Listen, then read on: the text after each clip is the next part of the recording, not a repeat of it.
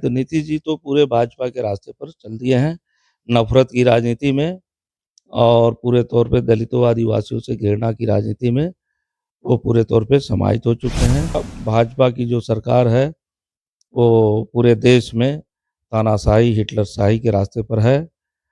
जगह-जगह वो आपको सांप्रदायिक उन्माद, दंगे फैलाते हैं। अभी 69 सीटों पर, लोकसभा की सीटों पर वोटों की जब गिनती की बात आई, तो वोट कम या अधिक गिने गए। कि वोट कुछ पड़े थे, उससे अधिक वोटों की गिनती हुई, कहीं कम वोटों की गिनती हुई। महाराष्ट्र में आज देवेंद्र फडणवीस मुख्यमंत्री पद का शपथ लेंगे। वहीं दोनों डिप्टी सीएम विजय सिन्हा और सम्राट चौधरी भी वहां मौजूद रहेंगे। लेकिन जिस प्रकार से मुख्यमंत्री नीतीश कुमार की अगर बात कर ली जाए, तो मुख्यमंत्री नीतीश कुमार भी आज जो है महाराष्ट्र निकल गए हैं। तमाम मुद्दों पे बात करने के लिए हमारे साथ भाकपा माले विधायक वीरेंद्र प्रसाद गुप्ता सीधे बातचीत करेंगे। एक तरफ जहां बिहार में 4 सीटों पे उपचुनाव हुई और चारों पर एनडीए को जीत मिली, अब मुख्यमंत्री महाराष्ट्र में सरकार बनाने के बहुत बहुत धन्यवाद आगाज फर्स्ट न्यूज़ को, आपके दर्शकों को।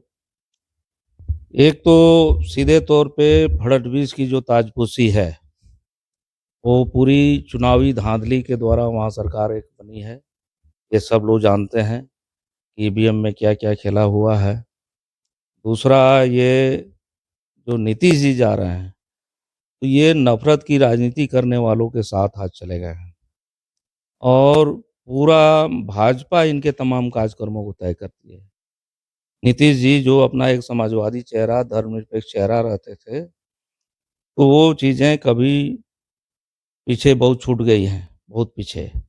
और वो ऐसी राजनीति के पचड़े में पड़ गए हैं, जो पूरे तौर पे बिहार की राजनीति में जो नफ़रत की राजनीति करने वाले लोग हैं, दलितों, आदिवासियों पर हिंसा करने वाले लोग हैं, उनके पक्ष में खड़े हैं।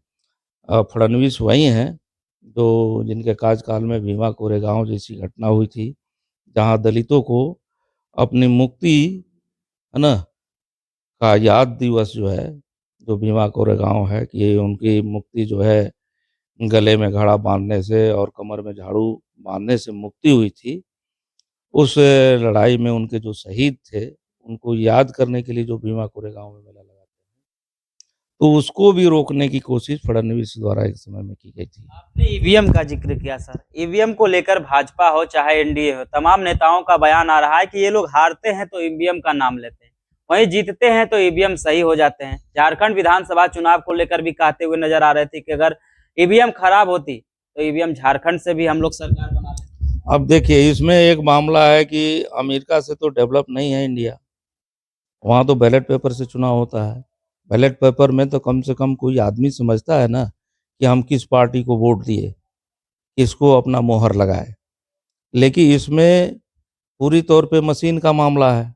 ईवीएम मशीन जो है, में दबा कुछ जाता है और बटन कहाँ चला जाएगा, उसकी गिनती कहाँ होगी, इसका कोई ठिकाना नहीं है। वो तो पूरा उसको खोला जाएगा, समझा जाएगा, तब होगा। वो कोई वोट देने वाला जो आदमी है, वो खुद नहीं समझ पाता। तो ये जो है, ये पूरे मतदाताओं के अधिकार को छीनना है कि वो किसको दे रहे हैं, खुद उनको भी पता नहीं होता कि ये बटन दाबेंगे तो कहाँ उसका जो है काउंट होगा, खुद पता नहीं। तो ये एक तरह से मतदान के अधिकार से वंचित करने ही वाली ही बात हो गई। इस लिहाज से हम लोग ये कह रहे हैं कि ये गलत है और बहुत सारे जगह पिछले लोकसभा चुनाव में भी आप लोगों ने देखा कि 69 सीटों पर, लोकसभा की सीटों पर वोटों की जब गिनती की बात आई, तो वोट कम या अधिक गिने गए। कि वोट कुछ पड़े थे, उससे अधिक वोटों की गिनती हुई, कहीं कम वोटों की गिनती हुई। तो ये कुल मिला कर के तो ये पूरे चुनाव को ही एक संशय की स्थिति में डाल दे रहा है, पूरा उस संदेहास्पद स्थिति में बना दे रहा है। तो ये सरासर गलत है और ये मतदाताओं को उनके अधिकार से वंचित करने वाली बात है। इस लिहाज से ईवीएम का चुनाव जो है, वो गलत है, ये नहीं होना चाहिए। और आपने देखा कि महाराष्ट्र में कैसे एक गाँव के लोगों ने, जहाँ वोट उन लोगों ने कांग्रेस को दिया था और सारे वोट भाजपा को पड़ गए थे, और वहाँ पर जब लोगों ने गाँव में कहा कि हम अपना वोट कराएँगे और ये दिखाएँगे बैलेट पेपर से, उन्होंने बैलेट पेपर बना करके प्रशासन के लोगों को इनवाइट करके कि आप लोग आवें और देखें कि यहाँ किसको वोट पड़ रहा है।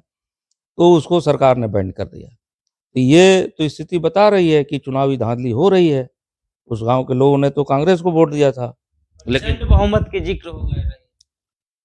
अब चुनावी धांधली होगी तो कुछ भी हो जाएगा ना, चुनावी धांधली होगी तो कुछ भी हो जाएगा। तो ये है, तो हम समझते हैं कि जो आज आपका प्रश्न है कि नीतीश जी जा रहे हैं, तो नीतीश जी तो पूरे भाजपा के रास्ते पर चल दिए हैं, नफ़रत की राजनीति में और पूरे तौर पे दलितों, आदिवासियों से घृणा की राजनीति में वो पूरे तौर पे समाहित हो चुके हैं और इस लिहाज से उनका समाजवाद, धर्मनिरपेक्षता, तमाम उनका जो काम है वो एक तरह से भाजपा के रास्ते पर है और जो जनता के लिए बहुत ही खतरनाक है, विनाशकारी कदम है। तो वो जा रहे हैं, ऐसे कदमों से तो पूरे जनता को कोई लाभ नहीं होने वाला। 2024 में महाराष्ट्र में प्रचंड बहुमत के साथ सरकार बना रहे हैं। दावा किए जा रहे हैं कि 2025 में बिहार में भी प्रचंड बहुमत के साथ सरकार बना। देखिए बिहार है, बिहार बदलाव की धरती है और बिहार चाहे वो 1857 हो, 1942 हो या फिर इमरजेंसी के खिलाफ का दौर का भी बात हो, तो बिहार कोई भी तानाशाही, जुल्म की सत्ता, चाहे वो अंग्रेजी सत्ता हो या अपने यहाँ के किसी पार्टी की सत्ता हो, उसको बर्दाश्त नहीं करने वाला राज्य है और पूरा भाजपा की जो सरकार है, वो पूरे देश में तानाशाही, हिटलरशाही के रास्ते पर है। जगह-जगह वो आपको सांप्रदायिक उन्माद, दंगे फैलाते हैं। अभी आपने संभल की घटना को भी देखा कि कैसे एक सर्वे की राजनीति की है, तमाम धार्मिक स्थलों का सर्वे होगा, खुदाई होगा और इस लिहाज से उन्होंने वहाँ दंगा फैलाया, निर्दोष मारे गए। तो हम समझते हैं कि ये देश देख रहा है और इसे देश बर्दाश्त नहीं करने वाला है और इस लिहाज से बिहार जो राजनीतिक रूप से सजग है, ऐसी राजनीति को कोई तरजीह नहीं देगा।